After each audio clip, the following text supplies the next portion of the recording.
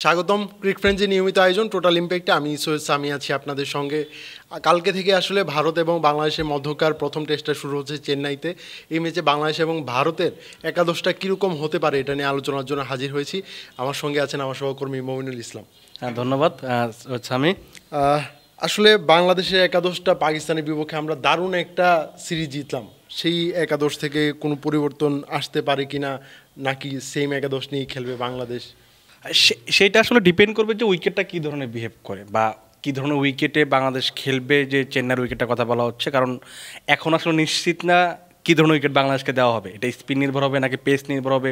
কেউ বলছেন হয়তো অস্ট্রেলিয়া সিরিজের প্রিপারেশনের জন্য হয়তো পেস নির্ভর উইকেট দেওয়া হবে, আবার অনেকে বলছেন যে না, যেহেতু ভারতকে জিততে হবে বলতে আপনাকে টেস্ট চ্যাম্পিয়নশিপ ফাইনালে খেলতে হলে আপনি আগে ভাগে কাজটা সারতে চাইবেন। সেক্ষেত্রে বাংলাদেশ বিপক্ষে তারা জিততে চাইবে, এমন অবস্থায় হয়তো তারা স্পিন উইকেট দিতে পারে। এইটা আসলে একটা কনফিউশন তৈরি করছে। সেক্ষেত্রে যদি স্পিন বান্ধব উইকেট হয়, উইকেটটা যখন কালকে সকালে তারা দেখবে, সেইখানে যদি স্পিনারদের একটা বাড়তি সুবিধা থাকে, যেহেতু এইচজি বলে খেলা হবে, একটু বাড়তি সুবিধা তো অবশ্যই থাকবে। সেক্ষেত্রে হয়তো পরিবর্তন অবশ্যই আসার সম্ভাবনা আছে, যেটা বলবো না হয় আমার কাছে। আমরা জানি যে ভারতের পরের দুইটা সিরিজ আসলে নিউজিল্যান্ড এবং অস্ট্রেলিয়ার বিপক্ষে। নিউজিল্যান্ডের বিপক্ষে 3টা টেস্ট, পরে অস্ট্রেলিয়ার বিপক্ষে 5টা টেস্ট।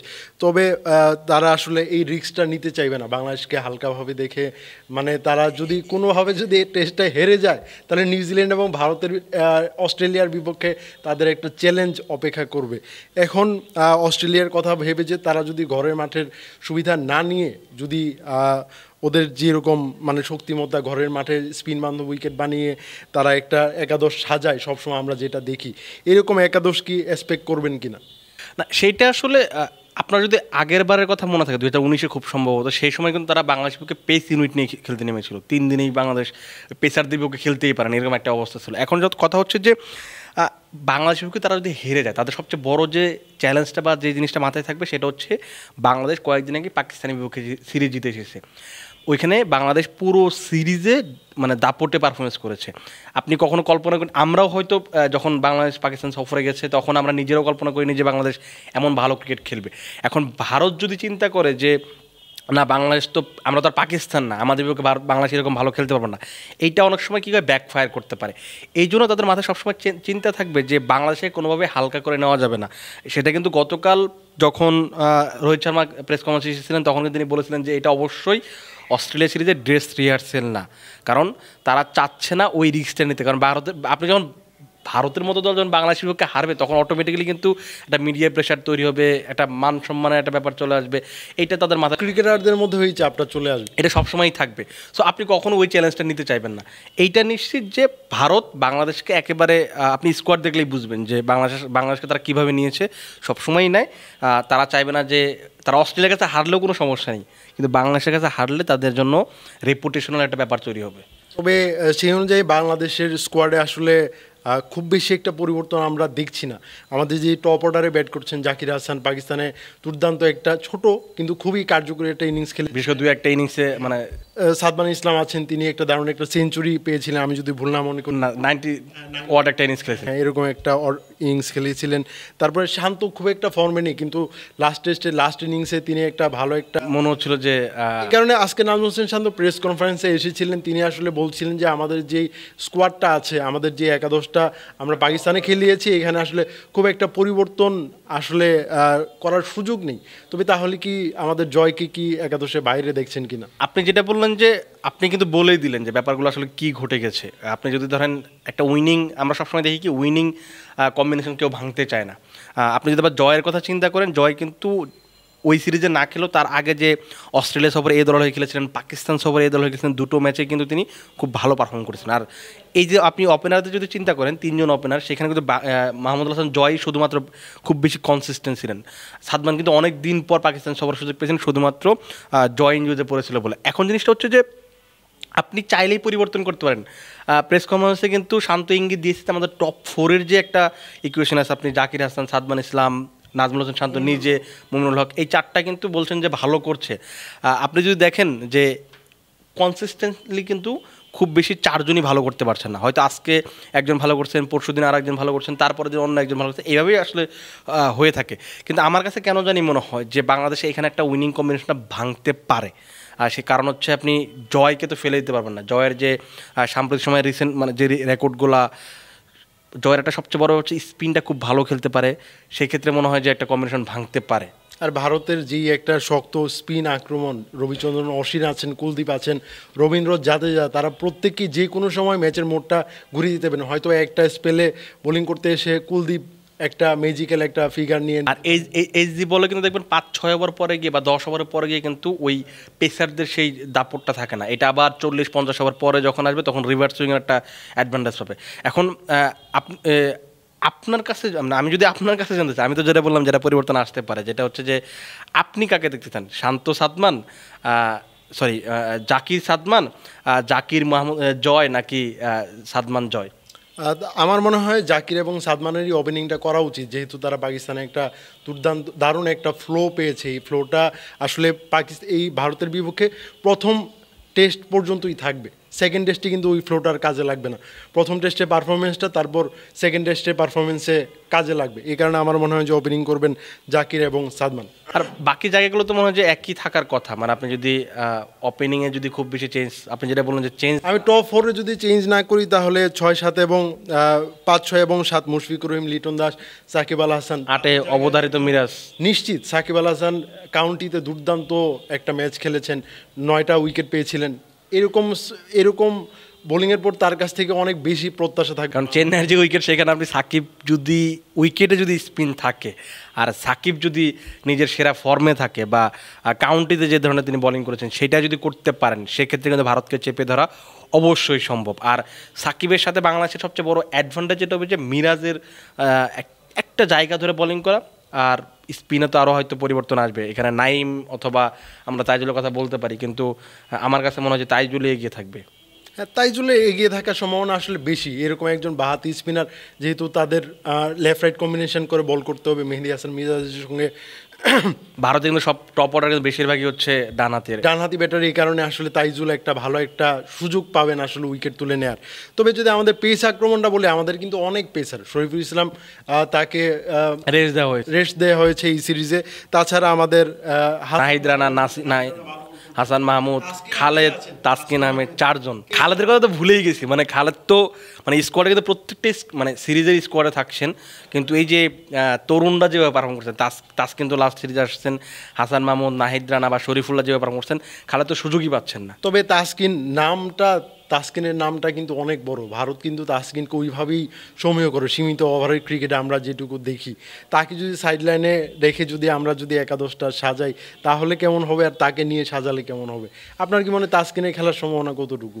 তাসকিন, আপনি যদি ভারতের বিবেচনায় ধরেন যে তাসকিনের যে নামটা আছে সেটা যদি আপনি বিবেচনায় নেন, যে তাসকিনকে দেখলে হয়তো মানুষের ব্যাটারদের একটা ভয় বা ভীতির একটা জায়গা তৈরি হতে পারে, কিন্তু আপনি দেখবেন যে উইকেট যদি একটু স্লো হয় বা র্যাঙ্ক টার্নার হয়ে যায়, সেক্ষেত্রে কিন্তু পেসারদের খুব বেশি জায়গা থাকে না। আর তাসকিনের সবচেয়ে বড় যে সমস্যাটা হচ্ছে, তার একটা কাঁধের চোট আছে। আমরা যদি গত যে সিরিজটা হয়েছে সেখানে কিন্তু তাসকিন খুব বেশি যে বল করেছে এরকম না, লাস্ট টেস্টে খেলানো হয়েছিল, শুধু ফার্স্ট টেস্টে তাকে বিশ্রাম দেওয়া হয়েছিল, বেশি বল কিন্তু তিনি করেন নাই। তো সেই ক্ষেত্রে আপনি যদি ওই তুলনা করেন যে আমাদের পেসারদের অনেক লম্বা টাইম বোলিং করতে হবে, সেক্ষেত্রে আপনি রানা বা হাসান মাহমুদকে বেছে নিতেই পারেন। আবার যদি এরকম চিন্তা করেন যে নাম ভারতের বিপক্ষে খেলবো, তাসকিন একটা বড় নাম আমার জন্য, তাসকিনকে খেলাবো, সেটাও করতে পারে। তবে আমার কাছে কেন জানি মনে হয় যে আপনি যদি লং টার্মের জন্য চিন্তা করেন যে আমাকে লম্বা সময় ধরে বল করতে হবে, উইকেট একটু সুইং আছে বা একটু আলাদা ব্যাপার আছে, শুধু গতি না, গতিতে আপনি নাহিদ রানার কাছে পাবেন, সুইংটা হয়তো হাসান মাহমুদকে বেশি পাবেন, সেই ক্ষেত্রে হয়তো তাদের দুজনকে বেছে নেওয়ার সম্ভাবনা আমার কাছে। তাহলে আমরা কি 3 স্পিনার 2 পেসার নিয়ে নামছি? হতে পারে, মানে এটার চান্সটা অনেক বেশি, মানে কারণ চেন্নাইয়ের উইকেট আপনি যতই বলেন না কেন, আপনি এইচজি বলে পেসারে আসলে খুব বেশি এফেক্টিভ কিছু করার সুযোগ নেই। কারণ এটা ধরেন হয়তো জাসপ্রীত বুমরা করবেন, কারণ তার ব্যাপারটা অন্যরকম, তিনি হচ্ছেন একদম মানে এখন এমন একটা অবস্থায় আছেন যে আপনি জেনারেশনে তার মতো বলার একজনই আসেন। রবিচন্দ্রন অশ্বিন এরকম বলছিলেন আসলে, হ্যাঁ, যে তিনি ধান খেতে বল করতে দিলে তিনি উইকেট নেবেন, সো তার ব্যাপারটা অন্যরকম। কিন্তু আলাদা যদি আপনি চিন্তা করেন, সেক্ষেত্রে হয়তো পেসার জন্য খুব বেশি সুবিধা থাকবে না, এটা আমার কাছে যেটা আসলে মনে হয়। আসলে এই ম্যাচে টস ফ্যাক্টরটা কেমন হতে পারে এটা নিয়ে আমি একদম শেষের দিকে আলোচনা করব। এখন আমি ভারতের একাদশটা আসলে কিভাবে তারা সাজাতে পারে, বাংলাদেশ বিপক্ষে আক্রমণটা কীভাবে সাজাতে পারে সেটা নিয়ে যদি বলি, ভারতের স্কোয়াডে বেশ কয়েকজন ওপেনার আছেন। শুভমান গিল আছেন, জয়সওয়াল, রোহিত শর্মা, কে এল রাহুলও কিন্তু মাঝে মাঝে ওপেন করতে পারেন, কিন্তু তাদের মধ্যে থেকে আমার মনে হয় যে জয়সওয়াল এবং রোহিতই ওপেনিং করবেন বাংলাদেশের বিপক্ষে। লাস্ট আপনি যদি যে একটা সিরিজ দেখবেন, যদি এখানে দেখেন যে রোহিত এবং জয়সওয়ালের জুটিটা কিন্তু খুব ভালো হয়, কারণ হচ্ছে খুবই আক্রমণাত্মক। খুবই আক্রমণাত্মক। এইটাই সবচেয়ে বড় ব্যাপার। আপনি আর আমি ওই দিন আলোচনা করছিলাম, আপনি বলছিলেন যে ভারতের বিপক্ষে আমাদের বোলাররা কেমন করবে সেটা ডিপেন্ড করবে যে আমরা রোহিত শর্মা এবং জয়সওয়ালকে কীভাবে সামলাচ্ছি, কারণ তারা আপনাকে শুরু থেকে প্রথম ওভার থেকে আপনাকে অ্যাটাক করবে। তো বোলাররা যদি তখন ভয় পেয়ে যায়, তখন আপনার বিপদে পড়ে যাবেন। আর যদি ভয়টা না পায় সেক্ষেত্রে কী হবে, এই ভয়টা যদি কাটাতে পারে বাংলাদেশ, তাহলে কিন্তু তাদের বিপক্ষে চ্যালেঞ্জ আনা সম্ভব। এখন জিনিসটা হচ্ছে যে আপনার রোহিত শর্মা জয়সওয়াল শুরু থেকে আপনাকে ছক্কা চার মারবে, এটা আপনি নিশ্চিত থাকেন। এই জন্যই তারা আসলে এই সময়ে যদি আপনি ওপেনারদের জুটি দেখেন, মনে হয় যে one of the best opening জুটি এই মুহূর্তে আসলে মনে হয়।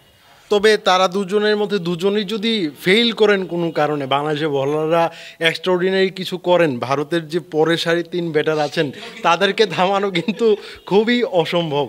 আমি যদি বলি 3 নম্বরে হয়তো খেলবেন শুভমান গিল, 4-এ বিরাট কোহলি এবং 5-এ KL রাহুল। এই 3 জন ব্যাটারকে নিয়ে কয়জনকে আউট করবেন আপনি দেখেন। আপনি পাকিস্তানি বিপক্ষে আপনি খেলেছেন, আপনারা জানেন যে পাকিস্তানের একদম জেনুইন যদি একজন ব্যাটসম্যানের কথা বলেন, বাবর আজম পর্যন্ত আউট করলে দিয়ে শেষের দিকে রিজওয়ান আপনাকে আউট করে দিলে কিন্তু মোটামুটি আপনার ম্যাচ গোছানো শেষ হয়ে গেছে। পাকিস্তানে কিন্তু বাংলাদেশ এইভাবেই ম্যাচ জিতেছে, হয় বাবরকে আগে আউট করে দিয়েছে, হয়তো রিজওয়ানকে আউট করে দিয়েছে। এইটা কিন্তু আপনি ভারতে এই চান্সটা পাবেন না। ভারতে যদি আপনি ম্যাচ জিততে চান, আপনাকে 20 উইকেট নিতে হবে এবং আপনাকে একেবারে 6 থেকে 7 জন জেনুইন ব্যাটসম্যানকে 2 বার মানে 14টা উইকেট নিতে হবে আপনার জেনুইন ব্যাটসম্যানদের। সো এইটা কিন্তু বাংলাদেশের অনেক বড় চ্যালেঞ্জ। কারণ আপনি দেখেন ওই যে সিরিয়ালটা যেটা বললেন যে 6-7 পর্যন্ত, এখানে আপনি আসলে কাকে বাদ দিবেন? আমি আসলে পান্তের কথা এখনো বলিনি যে পর্যন্ত। ঋষভ পান্ত দীর্ঘদিনে একটা বিরতির পর তিনি টি-20 খেলেছেন, IPL-তে ব্যাক করেছিলেন, একটা গাড়ি দুর্ঘটনার পরে অনেকদিন খেলার মধ্যে ছিলেন না। তবে তিনি লাস্ট যেই দুলীপ ট্রফি ছিল সেইখানে যে ব্যাটিংটা, সে দারুণ ব্যাটিংয়ের পর তার কল্প প্রায় নিশ্চিত ছিল। তিনি যদি ফেইলও করতেন তাও ভারতের স্কোয়াডে থাকতেন, কিন্তু নির্বাচকদের তিনি একটা বার্তা দিয়েছেন যে না, আমি তৈরি। চিন্তা করেন আপনি এত বছর মানে প্রায় 2 থেকে 2.5 বছর পর আপনি লাল বলে ক্রিকেট খেলতে নামলেন, 34 বলে 50 করে ফেলেছেন। মানে আপনি এই ধরনের ব্যাটসম্যানকে যখন আপনি বোলিং করবেন বা এই ধরনের ব্যাটসম্যান যখন আপনার স্কোয়াডে থাকবে, তখন আপনার জন্য রিল্যাক্স না। আমি একটা জাস্ট সিচুয়েশনের কথা আমি বলি, ধরেন ভারতকে আমরা 150-200 রানের মধ্যে আমরা তাদের 6টা উইকেট নিয়ে নিলাম, কিন্তু তখন ঋষভ পান্ত তিনি আসলে একটা দ্রুততম 60-70-80 রানের ইনিংস খেলে এটাকে 280-90 রানে নিয়ে যাবেন। এটা কি বাংলাদেশের পক্ষে এটা কিন্তু ওভারটেক করা খুবই টাফ। কারণ আপনার যদি মনে থাকার কথা যে ঋষভ পান্ত খুব সম্ভবত লাস্ট টাইম যখন বাংলাদেশে ছিল তখন এরকম একটা 60 ওয়ার্ড একটা বা 50 ওয়ার্ড একটা ইনিংস খেলেছিল, ওই যে একদম র্যাঙ্কটা না, ঢাকার একদম র্যাঙ্কটা টানার উইকেটে সেরকম খেলেছিল। সো তার জন্য হচ্ছে যে ধরনের উইকেটই দেন না কেন, যে বলারই থাকুক না কেন, সেটা কোনো ম্যাটারই করে না। সে অস্ট্রেলিয়া গিয়ে হচ্ছে আপনার এই সিডনি পার্থে গিয়ে আপনার যে ধরনের মানে Pat Cummins, Mitchell Starc, Josh হ্যাজেলউডদের যেমনি পিটান, সো এইটা বাংলাদেশের জন্য তার খুবই ভয়ানক একটা পরিস্থিতি তৈরি হবে। এখন দেখা যাক আসলে বাংলাদেশ কীভাবে এটা সামলায়। তো ভারতের বোলিং আক্রমণটা নিয়ে আলাদাভাবে ওইভাবে বলার কিছু নেই। তারা বর্তমান বিশ্বের অন্যতম সেরা একটা বোলিং লাইন আপ। আমি যদি স্পিনারদের কথা বলি, কুলদীপ আছেন, রবিচন্দ্রন অশ্বিন আছেন, রবীন্দ্র জাদেজা আছেন, তাদের যে ত্রিমুখী একটা আক্রমণ, যে এটাকে বাংলাদেশ কীভাবে সামলাতে পারে। যারা খেলবে তাদের কথা বাদ দেন, আপনার নিশ্চিত মানে আপনি যদি মানে আমরা যদি IPL ফ্যান্টাসি খেলি বা বিশ্বকাপে ফ্যান্টাসি খেলি, এটা আমরা খুব ভালো করে জানি যে আকসার প্যাটেল কতটা ইফেক্টিভ। আপনি চিন্তা করেন যে আপনার দলে আপনি একাদশে আকসার প্যাটেলের মধ্যে একজনকে জায়গা দিতে পারছেন না, যে আকসার প্যাটেল লাস্ট 1-1.5 বছরে ভারতের মানে খুব 3টা ফর্মেটে খেলছেন, সবচেয়ে বেশি উইকেট নিয়েছেন। তো এরকম একজনকে আপনি জায়গা দিতে পারছেন না, তার মানে হচ্ছে যারা খেলছে তারা কোন অবস্থায় আছে। সো এই 3টা পেস মানে স্পিন ইউনিটে যারা আছেন তাদেরকে নিয়ে বাংলাদেশে অনেক বেশি সাবধান হতে হবে। কারণ যখনই বল পুরনো হয়ে যাবে তখনই স্পিনার একদম আপনাকে চেপে ধরবে, মানে আপনাকে জায়গায় দিবেন না। অশ্বিন, জাদেজা, কুলদীপ যাদব, আপনি কাকে বাদ দিয়ে কাকে সামলাবেন, মানে এইটা আপনি মানে নাভিশ্বাস উঠে যাবে বাংলাদেশের। মানে একদিকে যদি বুমরা সিরাজ বল করতে থাকেন, অন্যদিকে তারা 3 জনের মধ্যে 2 জন বল করতে থাকেন, আমাদের জন্য খুবই চ্যালেঞ্জিং। মানে বাংলাদেশের জন্য এই সিরিজটা আমার কাছে যেটা মনে হয় যে বাংলাদেশের, আজকে তো শান্ত বলল যে আপনি লিখছিলেন বা নিউজ করছিলেন যে বাংলাদেশ প্রত্যেকটা ম্যাচে জিততে চায়। অবশ্যই এরকম আপনি তো অবশ্যই জিততেই চাইবেন, কিন্তু আমার কাছে যেটা মনে হয় যে বাংলাদেশ এই সিরিজটা বা এই সিরিজে কোনো ম্যাচ জিততে চাওয়ার চেয়ে বাংলাদেশ যদি এই টেস্ট 4 দিন 5 দিনে নিয়ে যেতে পারে, এটাই বাংলাদেশের জন্য সবচেয়ে বড় সাফল্য। আমরা কিন্তু লাস্ট যেই 2019 সালে ভারত সফর করেছিলাম সেটাতে একটা 3.5 দিনে হেরেছি, আর একটা 4.5 দিনে হেরেছি। এরকম লজ্জাজনক হার যেন আমরা আর না পাই। আপনি যে উন্নতি করছেন সেটা ডিপেন্ড করবে যে আপনি কয়দিন টেস্ট খেলতে পারছেন। আপনি যদি 3 দিনে অল আউট হয়ে যান, তার মানে আপনার কোনো উন্নতি হয়নি। পাকিস্তানে আপনার একটা ফ্লুক ছিল, পাকিস্তান সিরিজ যে ফ্লুক না সেটাই প্রমাণ করতে হবে বাংলাদেশকে। আপনি যদি 4 দিন 5 দিনে যেতে পারেন তাহলে আপনাকে সবাই বুঝে নিবে যে না, বাংলাদেশ পাকিস্তানে ফ্লুক মানে ফ্লুকে ম্যাচটা জিতে নাই বা সিরিজটা জিতে যায় নাই। সো আপনাকে ওইভাবে চিন্তা করতে হবে, 5 দিন খেলতে হবে। 5 দিন খেললে আপনি জিতেন বা না জিতেন, আমি মানে ব্যক্তিগতভাবে হ্যাপি হবো যে 5 দিন খেলছে বাংলাদেশ। আমরা অনুষ্ঠানটার একদম শেষ পর্যায়ে আছি। আমরা এখনও কিন্তু জানি না ভারত কী ধরনের উইকেট বাংলাদেশের জন্য প্রস্তুত করেছে। এটা কি পেস বান্ধব, ব্যাটিং বান্ধব নাকি স্পিন বান্ধব? তবে চেন্নাইয়ের উইকেট সচরাচর যেরকম হয় আমরা ভেবে নিচ্ছি যে এটা স্পিন বান্ধব হতেও পারে। তবে এই মাঠে টসটা কতটুকু ইম্পর্টেন্ট হবে বাংলাদেশের জন্য? এটা অবশ্যই, যদি স্পিন উইকেট তো তাহলে তো অবশ্যই, কারণ হচ্ছে আপনি স্পিন উইকেট কখনোই চাইবেন না চতুর্থ ইনিংসে ব্যাটিং করার জন্য। তো আপনি যদি চতুর্থ ইনিংসে ব্যাটিং করতে না চান সেক্ষেত্রে আপনাকে 3 দিনের পর কিন্তু উইকেটে ফাটল ধরা শুরু করবে, তখন স্পিনাররা একদম ব্যাটারদের ঘুম হারাম করে দিবে। আপনার মনে থাকার কথা যে 22-এ বা তার আগের একটা সিরিজে ইংল্যান্ড এবং ইয়ের একটা ম্যাচ ছিল, ভারতের একটা খেলা ছিল ইন্দোরে।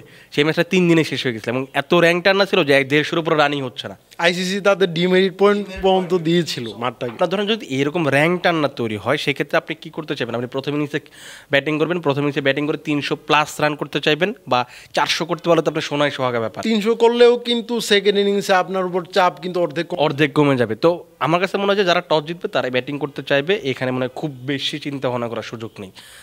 এখন যদি অন্য কিছু না ঘটে আর কি, উইকেটে যদি কোনো পরিবর্তন না থাকে সেক্ষেত্রে যদি স্পিন উইকেট হয় বা র্যাঙ্ক টানা হয় সেক্ষেত্রে বাংলাদেশ বা যেই টস জিতুক না কেন তারাই ব্যাটিং করতে চাইবে, কারণ ফোর্থ ইনিংসে কেউ আসলে ব্যাটিং করতে চাইবে না। আপনি আসলে মানে এই বাংলাদেশ চেন্নাই টেস্টের জেতার ব্যাপারে কতটুকু আশাবাদী? আপনি কোনো আশা দেখছেন কিনা?